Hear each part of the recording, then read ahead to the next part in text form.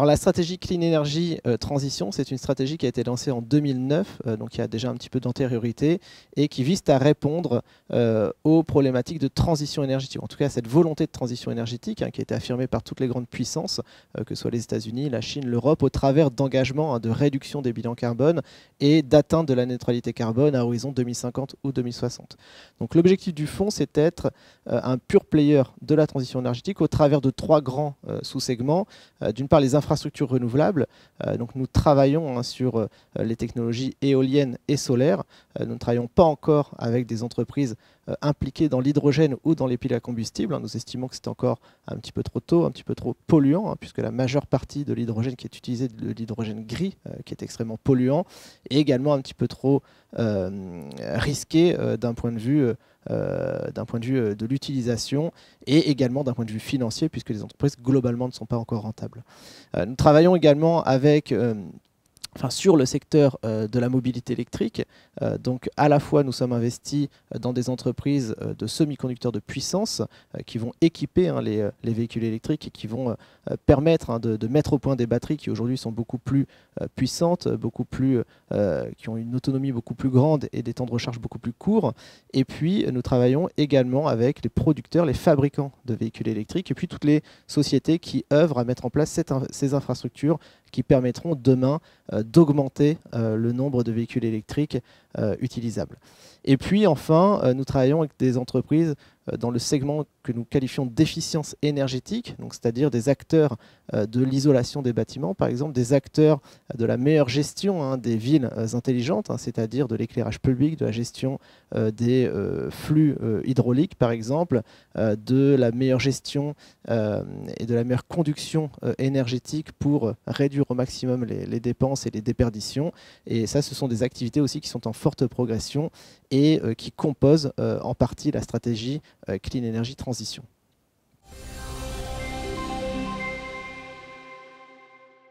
Alors les perspectives sont nombreuses, si on reprend segment par segment, pour les infrastructures typiquement, alors il y a de grands plans d'investissement un petit peu partout dans le monde. Alors aujourd'hui les Chinois ont pris le leadership, il ne faut pas oublier que les Chinois dans l'éolien, dans le solaire sont clairement les leaders en termes d'installation. Aujourd'hui on installe à peu près des capacités de 300 gigawatts en Chine chaque année, alors que le stock global des États-Unis est évalué à environ 150 gigawatts. Donc on installe tous les ans en Chine 2 fois plus de capacité que ce qui est présent sur le sol américain. Donc il y a une forte progression et qui permet également de déverrouiller également certaines problématiques concernant notamment la production d'hydrogène vert. C'est-à-dire que les Chinois sont également leaders en matière de production d'hydrogène vert aujourd'hui parce que l'hydrogène vert nécessite de grandes quantités d'énergie de sources renouvelables.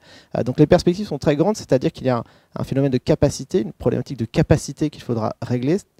Beaucoup de pays sont en train de faire évoluer le mix énergétique au profit des énergies renouvelables et réduisent progressivement l'utilisation des énergies fossiles.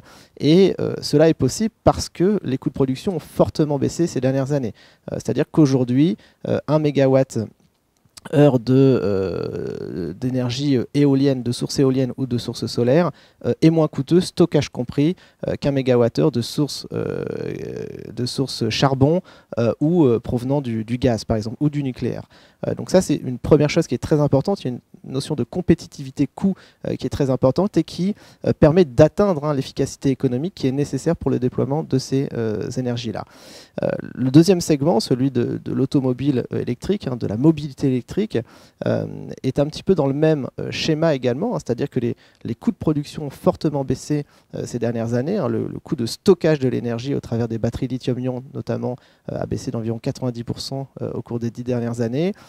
Aujourd'hui, nous avons eu aussi une très belle progression des semi-conducteurs de puissance qui sont capables d'accepter des variations de puissance extrêmement fortes et qui sont capables de gérer des temps de recharge beaucoup plus faibles parce qu'on va envoyer beaucoup plus d'énergie dans la batterie pour la recharger beaucoup plus rapidement, et les autonomies sont bien meilleures parce que nous avons aussi eu la miniaturisation de ces composants électroniques qui a été très rapide et qui permet aujourd'hui encore une fois, d'avoir une certaine compétitivité de ces véhicules électriques versus les véhicules thermiques, avec également une efficience coût, puisque aujourd'hui, si on s'en tient à ce que fait Tesla, la baisse de prix de vente des véhicules de 30 ou 40% permet d'être largement en ligne avec les acteurs du thermique, et ça, c'est une très bonne chose également.